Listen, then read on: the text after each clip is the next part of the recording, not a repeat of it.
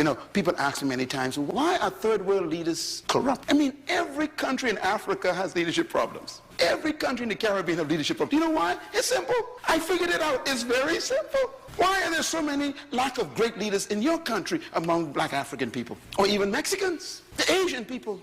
Why is there such lack of leadership in these formerly oppressed countries? Here's why. Because the oppressor did not do what Jesus said. He made sure you never knew what he knew. Now, these are very interesting people, you know. They're interesting. Here's what they do. They say, okay, we ain't going to teach you nothing that we know. So all we're going to teach you is how to grow cane and cotton. Pick cotton, that's all you have to do. Go get water. That's it. You don't need to know anything else, they say. And so for 294 years, you become an expert cotton picker, an excellent cane cutter.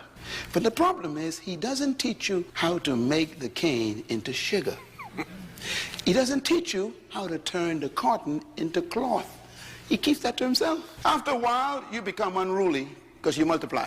And so you tell him, there's more of us than you. We're going to kill you if you don't let us go. So he does something very simple. Every single situation is the same. He said, okay, I don't want to fight you. I don't want to fight you. Tell you what, you could have the cotton field and you could have the cane because I don't want to fight you. I'm gone.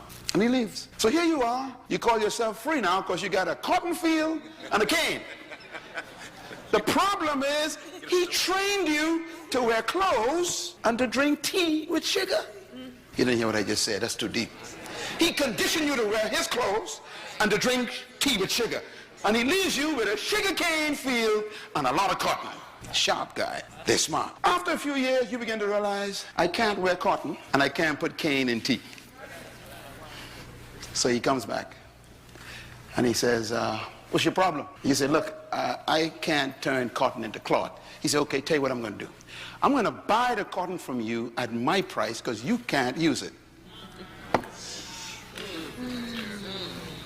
So you can't set the price because you can't use it. I'll tell you how much I'm going to buy it from you for. I'll buy the cane, you cut it at my price. So they take it away and they turn it into cloth and sugar. Then they come back to you and they sell you the sugar at their price and the cloth at their price. And here you are now, instead of being directly oppressed, you are economically oppressed. They didn't train you to be producers. And now you thought you were free. So the kind of seminars I have is the seminars that help you learn how to make sugar. The kind of work I do is to teach you how to turn cotton into cloth.